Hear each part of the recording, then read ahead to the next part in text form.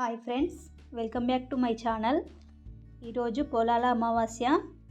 అసలు పొలాల అమావాస్య అంటే ఏంటి, ఎందుకు జరుపుకుంటారో ఇప్పుడు మీతో షేర్ చేసుకోబోతున్నాను. ఒకప్పుడు వ్యవసాయం చేయాలంటే ఎద్దులు కంపల్సరీ. సంవత్సరం అంతా వ్యవసాయానికి కష్టపడినందుకు రైతులు ఈ పండుగని చేస్తారు. ప్రతి సంవత్సరం శ్రావణ మాసంలో వచ్చే ఆఖరి అమావాస్య రోజున ఈ పొలాల అమావాస్య జరుపుకుంటారు. ఈ రోజున ఎద్దులకు స్నానం చేపించి ఎద్దులని అలంకరించి నేతి బొబ్బట్లు తినిపిస్తారు. మా అమ్మ కూడా ఇవాళ నేతి బొబ్బట్లు చేసి ఎద్దులకి తినిపించింది. సో ఇప్పుడు ఆ నేతి బొబ్బట్ల ప్రాసెస్ ఏంటో మీతో షేర్ చేసుకోబోతున్నాను. ముందుగా ఒక గిన్నెలోకి 1 కప్పు శనగపప్పును తీసుకొని 2-3 సార్లు బాగా కడిగి 1 గంట సేపు నానబెట్టాలి. ఇలా ముందు నానబెట్టడం వలన పప్పు ఈజీగా ఉడుకుతుంది. ఇలా నానబెట్టిన పప్పులను వాటర్ తీసేసి కుక్కర్లో వేయాలి. 1 కప్పు పప్పుకు 1.5 కప్పు వాటర్ పోసి అందులో చిటికెడు ఉప్పు, కొంచెం పసుపుని, అలాగే 1 టీ స్పూన్ నెయ్యిని తీసుకొని కుక్కర్ మూత పెట్టి 4 విజిల్స్ వచ్చే వరకు ఉడికించండి.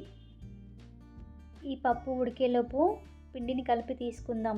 ఒక గిన్నెలోకి జల్లెడని తీసుకొని 1.5 కప్ మైదా పిండిని తీసుకుంటున్నాను. మైదా పిండితో బొబ్బట్లు చేస్తే వేడి మీద తింటే బాగుంటాయి, కానీ చల్లారాక పిండి అనేది సాగినట్టు అనిపిస్తుంది. అలా అవ్వకుండా ఉండడానికి ఇందులోకి 1/2 కప్ గోధుమ పిండిని యాడ్ చేస్తున్నాను. ఇలా జల్లించాక ఇందులోకి 1/4 టీ స్పూన్ పసుపుని, చిటికెడంత ఉప్పుని, 2 స్పూన్స్ నెయ్యిని తీసుకొని బాగా కలపండి. ఇప్పుడు ఇందులోకి సరిపడా వాటర్ని తీసుకొని సాఫ్ట్గా చపాతీ పిండిలా కలపాలి.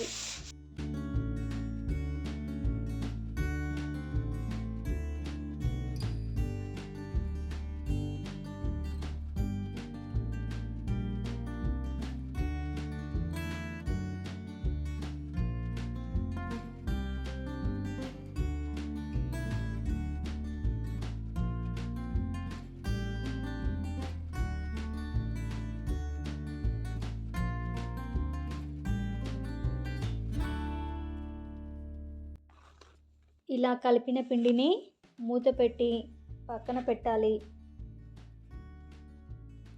4 విజిల్స్ తర్వాత విజిల్లో గాలంతా పోయినాక మూత తీసి చూస్తే పప్పు అనేది బాగా ఉడికింది. చూడండి, ఇలా పప్పు వక్కని చూస్తే చాలా మెత్తగా ఉడకాలి. ఇన్ కేస్ పప్పు కనుక సరిగా ఉడకపోతే టేస్ట్ అనేది బాగుండదు. అలాగే ఇందులో కొంచెం వాటర్ ఉన్నాయి కదా, ఒక గిన్నెలోకి స్ట్రైనర్ని పెట్టి ఉడికించిన పప్పుని తీసుకున్నట్లయితే వాటర్ అనేది గిన్నెలోకి వస్తాయి. ఇలా 10 నిమిషాల తర్వాత పప్పుని మెత్తగా గ్రైండ్ చేసుకోవాలి. అలాగే మిగిలిన పప్పు నీళ్ళని రసం చేసుకుంటే చాలా టేస్టీగా ఉంటుంది.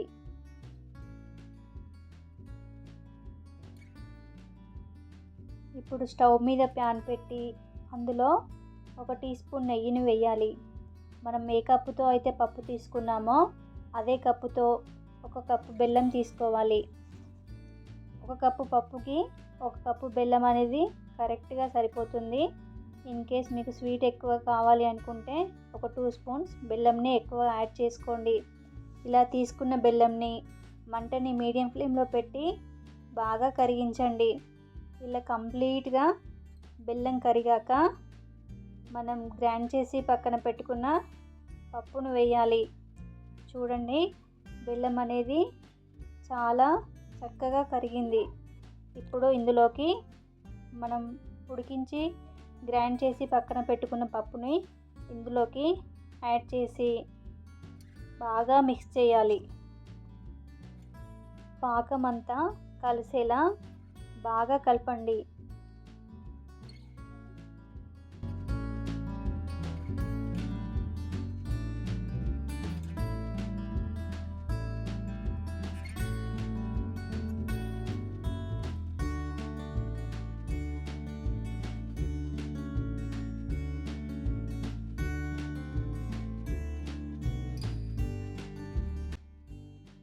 ఇదే టైంలో పూర్ణం అనేది ప్యాన్కి అతుక్కోకుండా ఉండడానికి ఒక 2 స్పూన్స్ నెయ్యిని తీసుకుంటే ప్యాన్కి అతుక్కోకుండా ఉంటుంది మరియు చాలా టేస్టీగా ఉంటుంది. అలాగే ఇందులోకి ఫ్లేవర్ కోసం ఒక స్పూన్ యాలకుల పొడిని తీసుకోండి. ఇలా కలుపుతూ ప్యాన్కి సపరేట్ అయ్యేంత వరకు మంటని మీడియం ఫ్లేమ్లో పెట్టి సాఫ్ట్గా అయ్యాక స్టవ్ ఆఫ్ చేసి ఒక ప్లేట్లోకి తీసుకుందాం. ఇది కొంచెం చల్లారాక చేతికి నెయ్యిని అప్లై చేసుకొని చిన్న చిన్న ఉండల్లా చేసుకుంటే సరిపోతుంది.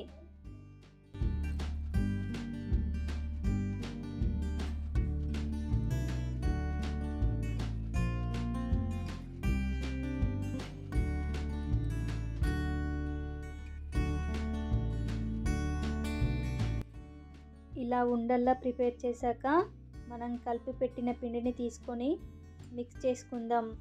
మనం పిండి ముద్ద పూర్ణం సైజు ఒకేలా ఉండేలా తీసుకోవాలి. రెండు సేమ్ సైజులో ఉండేలా తీసుకుంటే ఈజీగా నేతి బొబ్బట్లు చేసుకోవచ్చు. బొబ్బట్లు చేయడానికి 2 కవర్స్ని తీసుకొని రౌండ్ షేప్లో కట్ చేసుకున్నాను.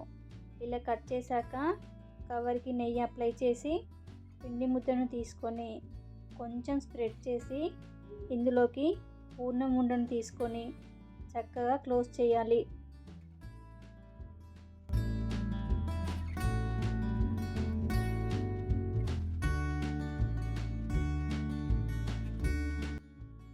దీనిపైన నెయ్యిని అప్లై చేయాలి. ఇంకో కవర్కి కూడా నెయ్యి అప్లై చేసి ఇలా పిండి ముద్దపై కవర్ పెట్టి స్ప్రెడ్ చేయాలి. మనకి ఎంత పల్చగా కావాలంటే అంత పల్చగా చేసుకోవచ్చు.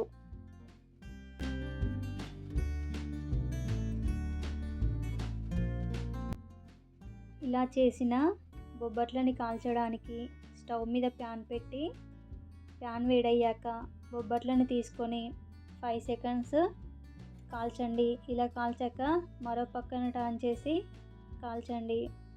ఇలా 2 సైడ్స్ కాల్చాక నెయ్యిని అప్లై చేసి బాగా కాల్చండి. ఇలాగే మిగతా బొబ్బట్లని కూడా చేయండి. కమ్మగా నోరూరించే నేతి బొబ్బట్లు రెడీ. చాలా సాఫ్ట్గా, టేస్టీగా, స్వీట్గా బాగుంటాయి. మీరు కూడా ఓసారి నా స్టైల్లో ట్రై చేసి ఎలా ఉందో కామెంట్ చేయండి. అలాగే నా ఛానల్ని ఫస్ట్ టైం చూసినట్లయితే సబ్స్క్రైబ్ చేసుకోండి. Thank you for watching.